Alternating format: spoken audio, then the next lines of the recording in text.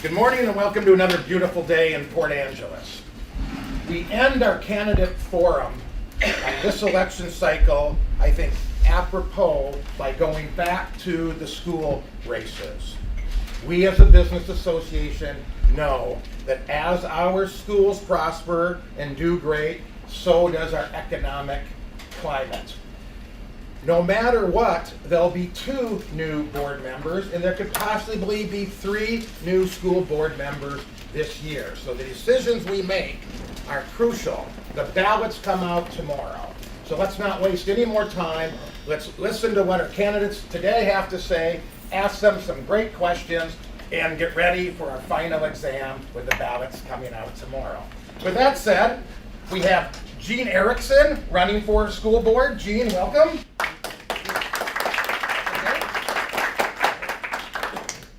And Josh Jones. Josh, welcome. It's the same format, 5 minutes for introduction, 2 minutes to add on. We go to questions by members first and then guests and end with a 2-minute close.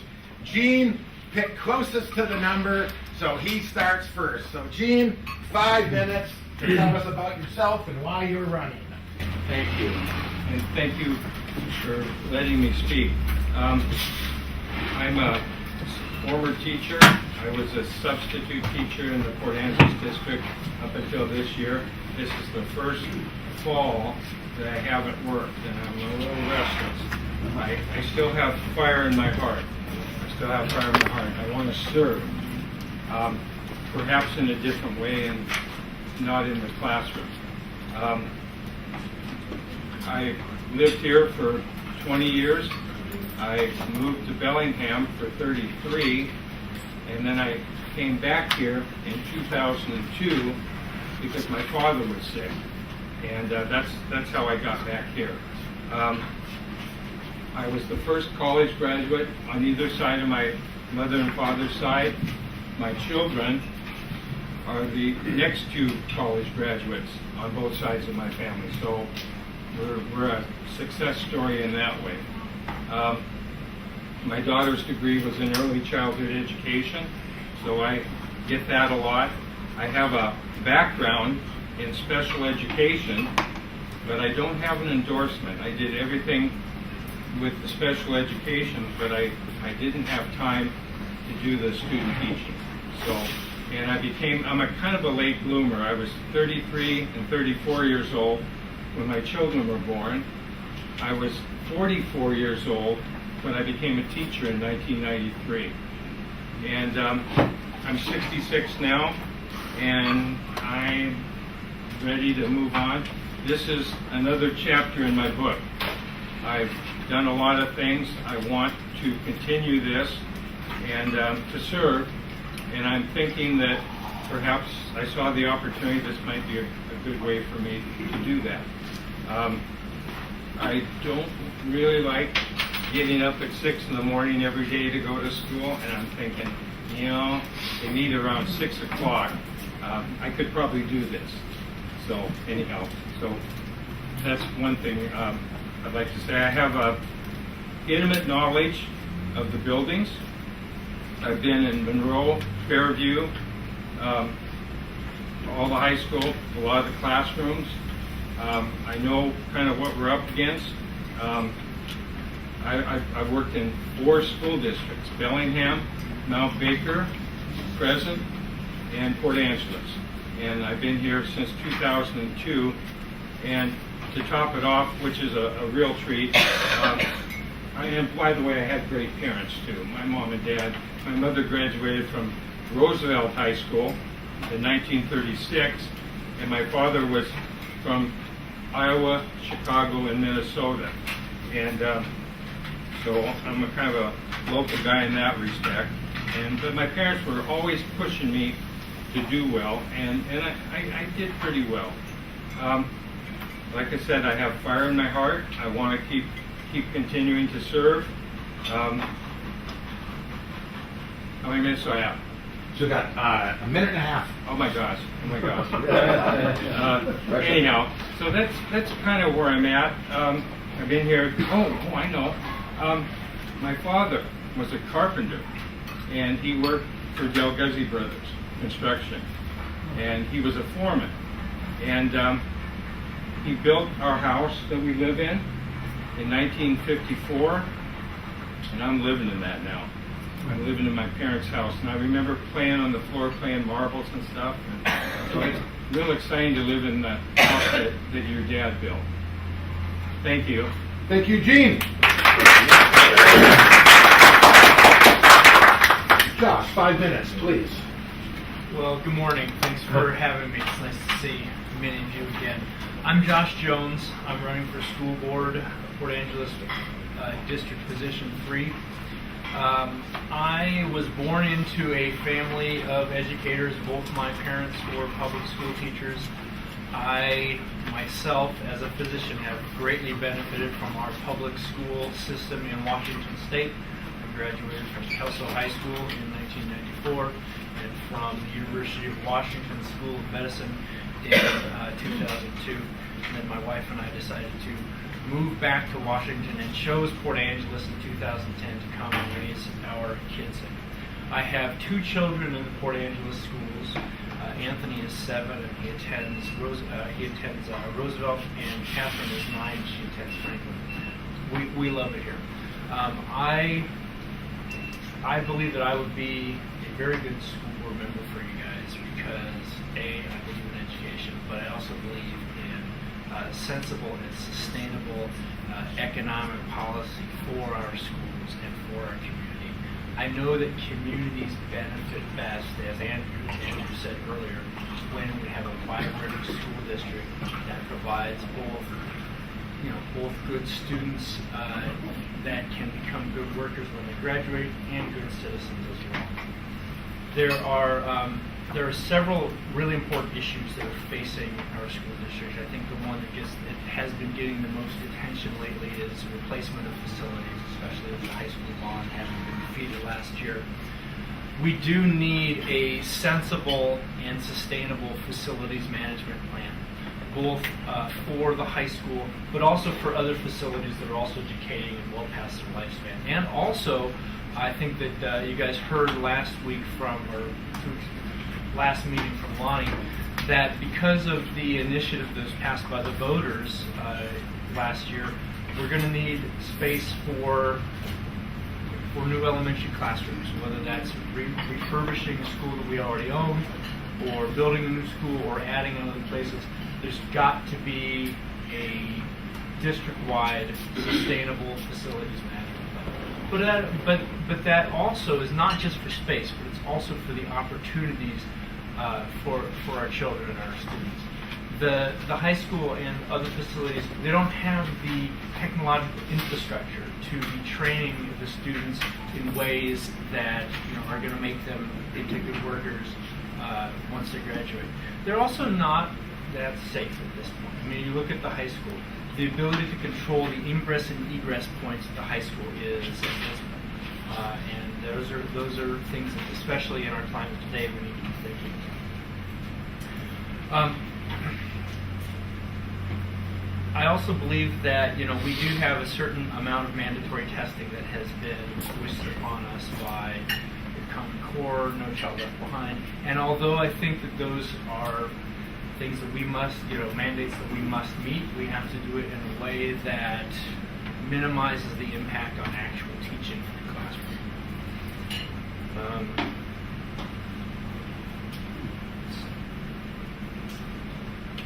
I'll cede the rest of my time for your questions, which I think I've pursued. Great, thank you, Josh.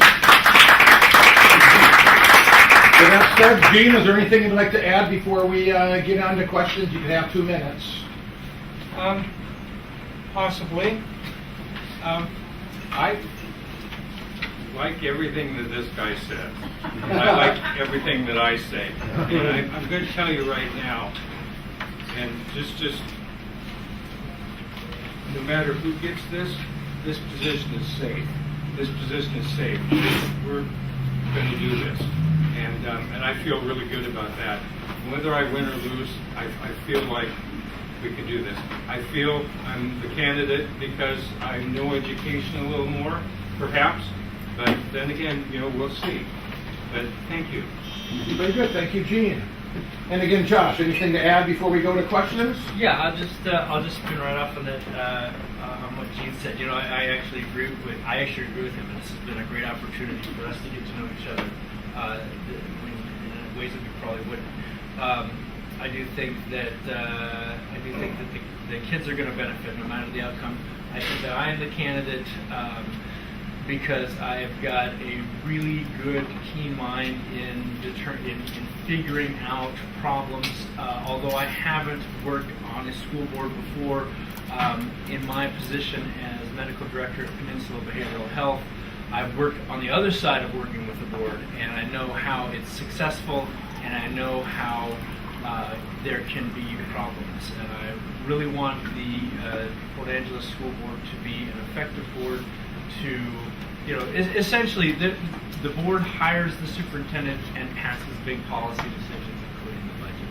And I think that those are the things that the board is best at focusing on and should limit its focus to those things. I believe in public service, community psychiatrist in a rural community, and I'm also an Army veteran of Operation Iraqi Freedom. So I believe in giving back. I look forward to questions. All right, very good. Thank you. With that said, let's go to questions. George. As you know, the percentage of special ed, both mental and physical students in school districts is hardly uniform. And George, I'm sorry, can I have you speak up a little, please? The percentage of those students in our state schools is highly irregular, and some districts have much higher percentages of special ed.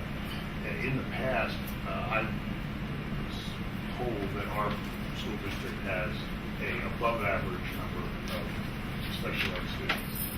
Having volunteered at grammar schools on the bicycle in front, it's wonderful to see the attention that the special ed children do receive for their capabilities, whether it's a tricycle or being held by a teacher's assistant or whatever. My question is, would you support state funding of special ed students so that particularly smaller, less affluent school districts have the support necessary to fulfill the state's mandate for disadvantaged children? And we'll start with Josh. Your thoughts on state funding of special education? Yes. I mean, yes. That's the easy answer. I mean, the more difficult answer is, where does that money come from? I mean, I think all students need the opportunity to succeed to the best of their abilities.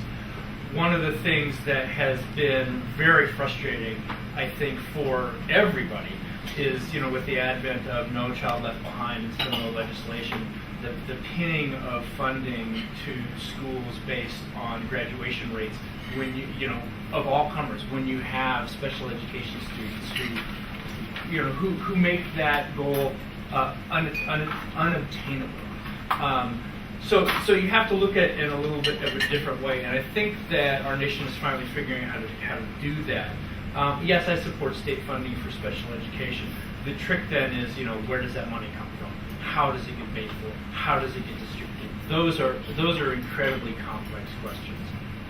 But in direct answer to your question, absolutely. I think that the integration of special education students into our schools absolutely benefits them, but I also think that it benefits the rest of our students as well. The interaction with others who are different than you, others who are differently capable than you are, only enriches our students' abilities and willingness to be good citizens and good workers when they leave public education. Gene, your thoughts on special education and state funding? Yes. And you can never have enough funding for special education. I have a background in special education. I've worked with some of the teachers through the district that are in special ed. My wife is a retired special education teacher, and I know a lot about this, and you can never have enough funding. And wherever the funding comes from, I know our numbers are slightly higher than the state, and but it's just an anomaly that we need to keep this going. And we do. The programs are there. And the special ed teachers in this district are wonderful. Thank you. Very good. Next question. Esteemed past president Kyle Murray. You mentioned the need for facilities upgrade or replacement, not just the high school and other schools. You also saw the voter pushback to the $100 million bond issue last year. If elected, what course would you pursue in terms of either asserting the same bond up to the voters again, trying to take a different tax, scaling it back like Swin did by 2/3, maybe focusing on another school first, all the different options that are on the menu? What would you pursue if elected? And Gene, you'll start. Yeah. Okay. 62 to 48. It needed 60% to pass, and 48% voted for it. So the 98 million thing, probably not. The plan was, I believe, to keep the auditorium and keep the gymnasium complex and kind of go from there. This is the only high school that I've ever worked that, how we say, is a rambler. In Bellingham and Mount Baker and some of these 12K joists too. But 2 stories. And Port Angeles is a rambler built on a hill.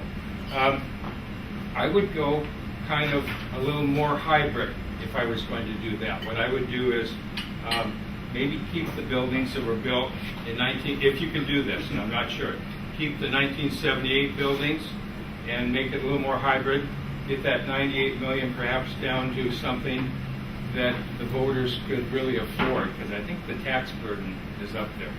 A new thing has come up now that this is a little different. We're needing classrooms for these elementary kids that are smaller class sizes. And I really like the idea of perhaps building a complex at Stevens to kind of take that overflow. Also, I like the fact that we might be moving the 6th graders to the middle school and freeing up some classrooms. So both those things are important. I would say for the high school, maybe a little more hybrid to make it more palatable.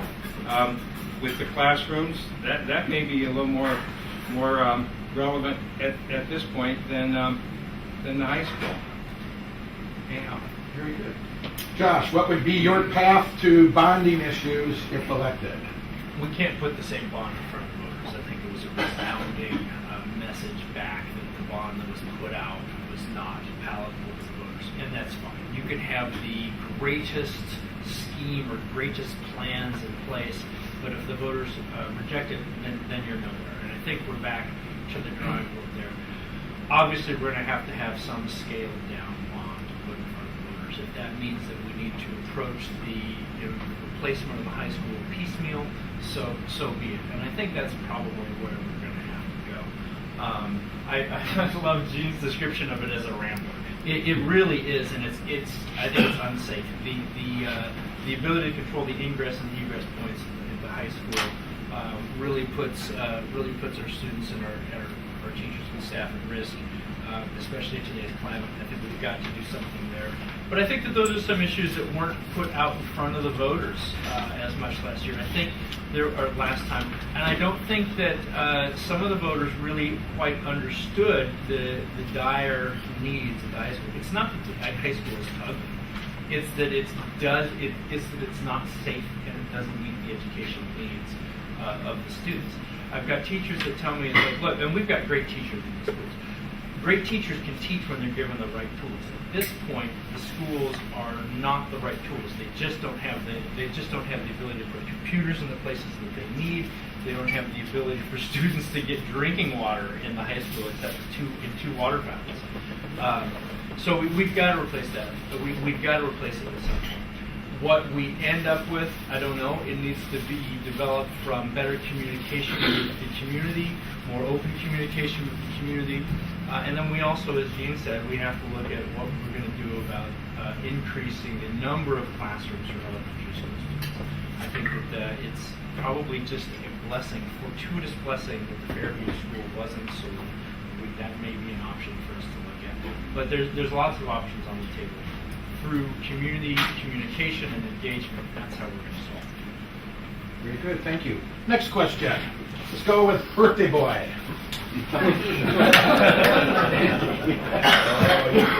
You're gonna get the wheels greased. You know that school construction funding dollars come from revenue from managing trust lands. And that's important. Not only that, local jobs, family wage jobs, really come from the harvest of trust lands. So there's an issue there of health.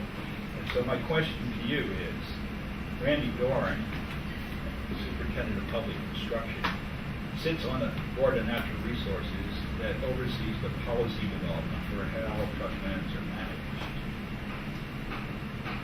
Do you think he's doing a good job? If you don't think he's doing a good job, it would be interesting to hear that.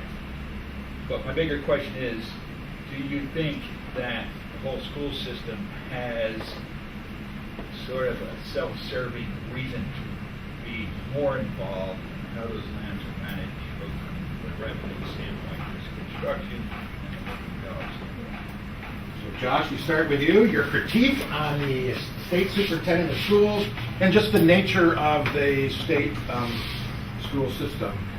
Well, may I call you Mr. Birthday Boy? Yeah.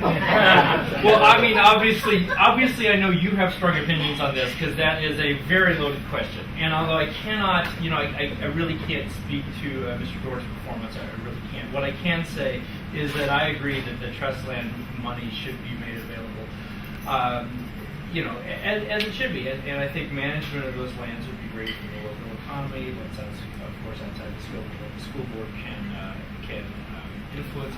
But I will say that even if those monies are made available, you cannot use them for construction if you haven't passed the school bond. And if you do have that money, it's going to be a drop in the bucket for what it's going to take to build your schools. So yes, that would help. And it's clearly a political issue that I think speaks to the ability for local communities to influence the way that the state pays for funding. So we've got to get those issues straightened out. But even when we get them straightened out, we're still going to need to locally come up with the money to build the schools. And that's just the way it is. Very good. Gene, do you wish to critique the Yeah. state superintendent of schools and your thoughts on the state funding? Doran's okay. I like Billings and some of the other people that were there before that a little better, but he's okay. The funding thing, it's just not that much. Timber used to be everything throughout the years, and it's just not that much anymore. I do remember back in the early 80s when they passed, they put the lottery in front of people and they said this money is going to go to education. I thought, okay, this is good. So I voted for it, and lotteries were big during that time, and it did really well. And suddenly they thought, wow, it's bringing in so much money, we're going to put some of this in the general fund. And so maybe I wouldn't have voted for it if it hadn't gone that way, but I did. And of course the lottery thing is kind of fizzled out at this point. And the timber money isn't there necessarily. And yes, we have to have some sort of bond issued to get anything done. I do remember recently, I was looking in the paper, I get the Seattle Times, they have a levy or a bond for something they're doing with their traffic thing and whatever, and they were talking about how much it would add per month to the tax burden of the Seattle residents, and it was like $18 a month. And when I did the math on the school levy for 98 million here, and my house was just above the average, my tax bill would have went up $45 a month. Having said that, I still voted for it. I voted against my economic interest. Now, I was working at that time, and now that I'm retired on a fixed income, we got to find dollars wherever we can. Thank you. Okay, very good. I assume we have some questions stacking up. Before I get to them, due to time, Madam Chairman, I move that we extend, pertinent to our bylaws, the meeting up to 15 minutes to take questions and to allow our candidates to close.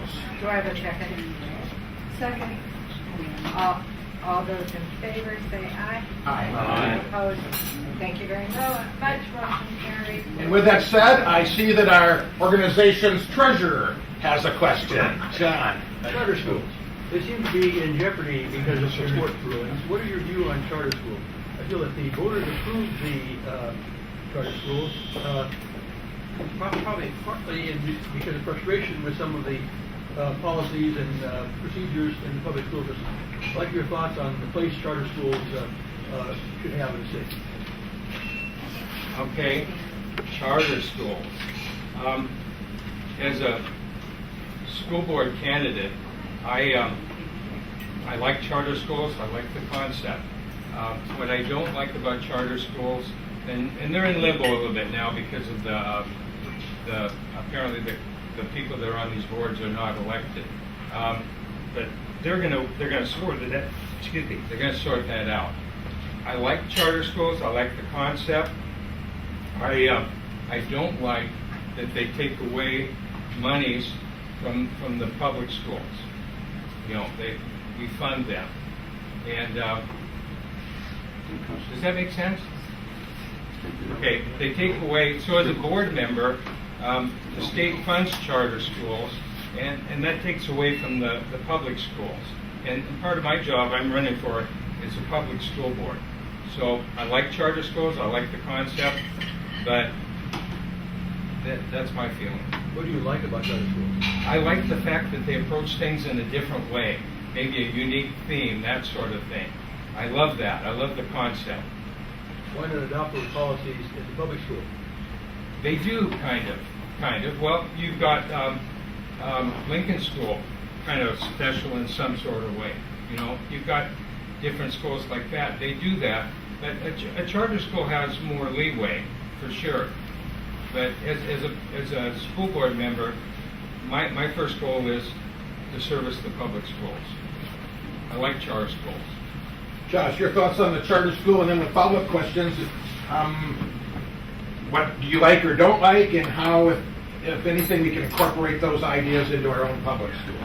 You know, I think that I think the charter school movement's been born out of frustration with public schools, with a lot of money in some areas the voters feeling that the money's being squandered or not used most efficiently, and I can resonate with that. We want our money, our limited resources, to be used in the most efficient, most evidence-based way to educate our students. The problem that I have with charter schools is public money being used for essentially private institutions without public control. And I think that's the big issue. If you want to send your kids to private schools, and that's fine, do so. There are some barriers to enacting some of the things that you can do in charter schools in a larger public school district, and mostly those barriers end up being time. Charter schools being smaller institutions, they can be more flexible more quickly. If you've got a larger organization like a public school district, you've got more stakeholders, you've got more people to give the okay. You can still do some inventive things, such as more STEM classes, science, technology, engineering, math, and have different tracks for students. But when you enact those in the public schools as opposed to the charter schools, you're able to provide this for a lot more kids. And that's what I think we need to do in this community. Flexible charter schools, perhaps even doing like a magnet type school, a magnet school type thing in Port Angeles. That idea has been around for some time. Those are things that we can look at, but I really object to public money being used in education without public control. Very good. Throughout the debates with the school board, we've heard a lot about timber. We now have a question from Phil Kitchell, our new county consultant. We had a statement made by Josh that timber was a drop in the bucket Well, in terms of school construction. The DNR manages 1.8 million acres of trust land with an assessed value of $9.5 billion. It's not a drop in the bucket. And as we see increased harvest levels, we see more money to school construction fund. If we see increased harvest levels on our county timberlands, that's more money to pay off these bonds earlier. It is a tax savings for the property tax owners. My question to both of you, do you support increased DNR harvest consistent with all state and federal laws? And we start with Josh. Well, yeah, the answer is yes. Yes, I do. I think I said that before. I mean, you know, and the numbers that I have been quoted for the money that would be available to school construction is much lower than what you just quoted there. So, you know, I can't speak to the discrepancy there. I'm going to assume that the number you just quoted, sir, can't all be sent to school funding, correct? No, it's not. Right. So, I The mean, biggest single portion of that 1.8 million acres is managed is the common school zone. okay. So I mean, it's going to be a lot lower than that. The amount that you can get out of it would not be able to pay for a school. But you're right. I mean, if we have access to that money, as I said before, we would be able to pay off those bonds sooner. It would be better. But it is, and I'll stand by it. It is a drop in the bucket to get the bond up and going. You can't just not have a bond because you're getting the DNR. Thank you for the opportunity to clarify my understanding. Gene, your thoughts on timber funding? Do we expect to get all that we deserve? It used to be one of the biggies, and now it's maybe one of the smallies. I always ask myself with a question. I say, compared to what? Compared to what it used to be, perhaps a drop in the bucket. Necessary, probably, but it's compared to what? I mean, it used to be timber financed a lot of things, and it's just not that way anymore. Okay. Long-time member, Betty has a question. Yeah, a lot of schools use mentors, tutors. What are your feelings on mentoring and tutoring students, and how do you encourage or discourage the public from offering their services? Boy, you know, we could use anybody that wants to come into the schools, I believe, can check with people and do that. What a wonderful idea. I do see it a lot, though. I used to have a guy in my neighborhood. He used to go in and volunteer at Hamilton. Schlemmer, you probably know Don Schlemmer. He used to come in and he would read to the kids. And he was there every week, you know. Volunteering, oh my gosh. Trying to find, for people that are so busy now, trying to find the time to volunteer, that's one thing. But if you can find the time, I'm for any volunteers. If I can set you up to volunteer for a school, I'll call the principal and say, can we have a volunteer? You know, what do you have? That's so critical. Josh, your thoughts on mentoring and tutoring from the public? You know, one of the things that we're confronted with is a lower than average graduation rate at Lincoln High School, our alternative school, lower than other comparable alternative high schools. And as I've been asked that question about what to do about that, and I've looked to other parts of the country. In other parts of the country that have very successful alternative high schools, one of the things that they do is they engage mentors who may be a teacher, but usually there's somebody else in the community, another adult who's going to care about that kid's education when they may not have that adult to care at home. So I think I think engaging mentors, especially in our alternative high school and in other schools, is the way forward. Community engagement of all types will help make our schools stronger. How do you do that? Boy, that's a great question. I think it ends up being a feedback. If you have good community engagement, you know, with folks like you and with other organizations, I think that starts that story. But you've got to be able to show the community groups that that there's worth to it, that you're going to get something back, that you're actually having those kids then come back and cycle through, having graduated from high school, coming back to the community, and then becoming productive workers. That's really, I think that's one of the ways to do it. I don't have all the answers right now. As your school board member, I will listen to, I will look for those answers, and we'll figure those out together. Any other questions?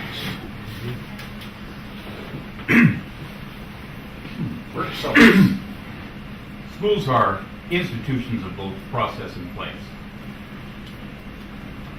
What, if anything, would you do or do you favor radically accelerating the adoption of easily affordable technology to improve both the processes and the place of our schools? Josh. Can you say that again? Radically, that was such a neat turn of phrase. Can you say it again? Certainly. An economist back in the 40s postulated... Wait, that wasn't what you said. No, but I'm working up to it. Okay. Postulated the technology halves in its cost and doubles in its capacity every 18 months, and it's still true. Which means that almost every dimension of technology is much more affordable now and much more capable than it was 18 months ago. Yet, the comments I've heard about our schools in both place and process is, gee, it would be nice if we could get a computer here, or something of that nature, when technology is so far beyond the chassis of a desktop computer that modern institutions are now looking at it, at implementing every imaginable level of technology for things like access control and behavior monitoring and remote participation and things that should reduce class size burdens and improve special education and engage students to, like we're all engaged, to a greater degree. So looking for your ideas about radically accelerating the implementation of technology to improve both process and place in our school. Yeah, okay, that's a great question. Obviously, technology is where things are going. One of the things that's been very interesting as I've been on the campaign trail is that we really do kind of have a love-hate relationship, especially in this community, with technology. I've had some voters come to me and say, I don't think we should be teaching technology in the schools. I don't think we should be teaching technology in the high school. Which I think that belies one of the obstacles that you have to overcome in a community that has had a depressed economy for so long. Even if you're going to go out and you're going to harvest timber or you're going to farm, you have to, all that's computerized now. All of that tracking to make that efficient is computerized. Somebody also told me that being able to compose an effective tweet is a marketable skill. It's a marketable skill that our kids should be coming out of. So what do we do about that? Well, first of all, we have to tackle some of our infrastructure problems. Yes, you can have Wi-Fi connected tablets that you can walk around with. The costs of providing that, at this point are prohibitive with the way we've got to procure things. The schools are not wired to be able to have these kind of technological hubs at this point. And the physical plant at some of the schools don't allow that to be done. You've got to do some, do some very creative and potentially undoable workarounds. I know that at one of the elementary schools, the testing is now computerized. The standardized testing is now computerized. They have a hard time finding a place for kids to take their testing. They have to cram them in different points in the building. They can't get them all in one place because they can't wire it correctly. The first step there is looking at our facilities issues and figuring out how do we make those technological hubs. Is it something that needs to be hardwired? Do we need to look at the schools and say, do we have huge Wi-Fi hotspots every place? And then it's going to be the funding issue about how do you get that. So how do you radically accelerate that? That's a good question. I don't have a good answer for it. Just have the kids bring their cell phone. Well, there's something to do that, and that's been kind of an issue at some point in this campaign, not between Gene and I, but and other candidates I'm sure you've heard from. And I think that there's absolutely a place, to make sure that kids have a distraction-free environment in which to learn. But I think we as a society, we as a community, we as an education community have to come to grips with the fact that these little devices are an economic engine. And so I don't know how to do that yet. I think the entire education system nationwide is trying to struggle with that. So I look forward to hearing your comments and dialogue as we go forward. Gene, your thoughts and ideas on radically accelerating technology in our schools? Well, I know you know this, there's kids in kindergarten and first grade that have computer times. And, being in the elementary schools, I get to watch this, and these kids are some of them are better than me. But we have that. Now, the infrastructure, maybe not so. What I used to like when I worked at Western Washington University was they had these sweet deals with Microsoft and whatever, and they used to have all the top of the line whenever they were computers. And Microsoft would donate them to the university, and in the idea that once these kids left school, they'd probably buy a Microsoft product or an Apple product or whatever.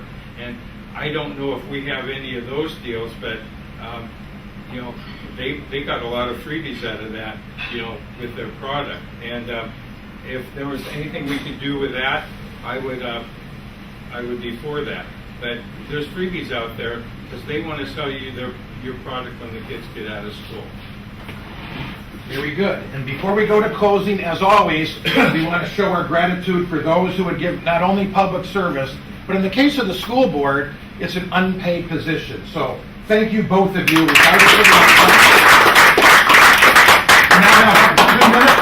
now have up to 2 minutes for a close, and Gene, you'll start off. Okay. I really want this job. I really do. And I have a bucket list. And I became one of the things on my bucket list was becoming a teacher at age 44. Check. I've broken up a fight at Lincoln between two girls in 2007. Check. Great soul. Oh boy, that was a good one. Number 3, I want to be on the school board. Thank you. Very good. Thank you. One other thing. And I didn't really plan this, but I actually got on the front page of the Port Angeles Peninsula Daily News on June 23rd, 2014. That was kind of on my bucket list too. And it was about the rain gardens. And they got a picture of me there, and I thought, well, I could check that off my list. So I got on the front page of the paper without committing a felony.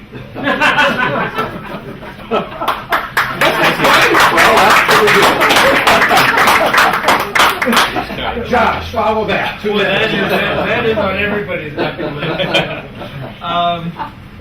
So, my wife and I chose to move to Port Angeles in 2010 to raise our children in a small Washington community, as I was raised in a small Washington logging community in Kelso as well. I love it here. We are not going to move. They're going to have to drag my body out of here when I die. So I love this community. I think it's an extraordinarily strong community. I think we're on a big upswing right now. In my short time that we've been here, our schools are the cornerstones of a healthy community and a healthy society. Education is the silver bullet to righting inequalities in opportunity, in economics, in cultural issues, and they strengthen our community and our democracy. I want to be your school board member because I want to bring key analytic mind to problems that are facing our schools and by extension our community. I'll do my best. I don't know everything now. I won't know everything then either. But as a school board member, I'll listen, I'll talk to you, and we will come up with solutions together. Thank you very much, and I would appreciate your vote. Thank you, gentlemen. For 20 years, I moved to Bellingham for 33, and then I came back here in 2002 because my father was sick. and that's how I got back here.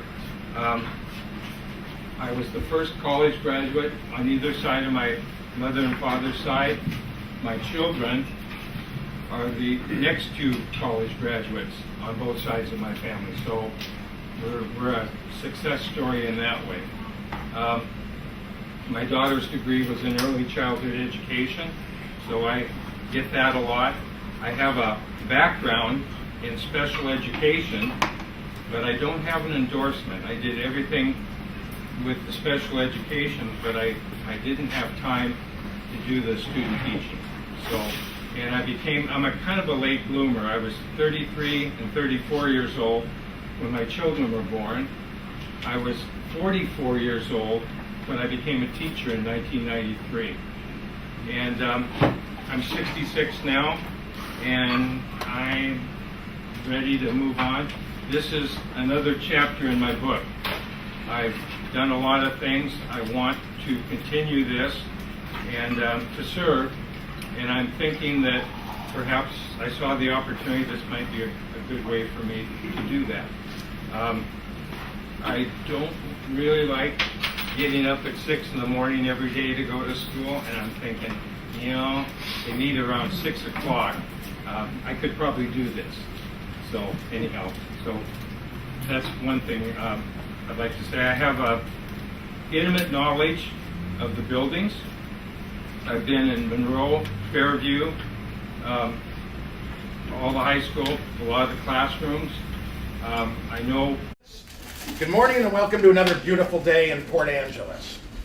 We end our candidate forum on this election cycle, I think, apropos by going back to the school races. We as a business association know that as our schools prosper and do great, so does our economic climate. No matter what, there'll be 2 new board members, and there could possibly be 3 new school board members this year. So the decisions we make are crucial. The ballots come out tomorrow. So let's not waste any more time. Let's listen to what our candidates today have to say, ask them some great questions, and get ready for our final exam with the ballots coming out tomorrow. With that said, we have Gene Erickson running for school board. Gene, welcome. Kind of what we're up against. I've worked in 4 school districts: Bellingham, Mount Baker, Crescent, and Port Angeles. And I've been here since 2002. And to top it off, which is a real treat, by the way, I had great parents too, my mom and dad. My mother graduated from Roosevelt High School in 1936, and my father was from Iowa, Chicago, and Minnesota. And so I'm a kind of a local guy in that respect. But my parents were always pushing me to do well, and I did pretty well. Like I said, I have fire in my heart. I want to keep continuing to serve. How many minutes do I have? So we got a minute and a half. Oh my gosh! Oh my gosh! And Josh Jones. Josh, welcome. It's the same format. 5 minutes for introduction, 2 minutes to add on. We go to questions by members first, and then guests, and end with a 2-minute close. Gene picked closest to the number, so he starts first. So Gene, 5 minutes to tell us about yourself and why you're running.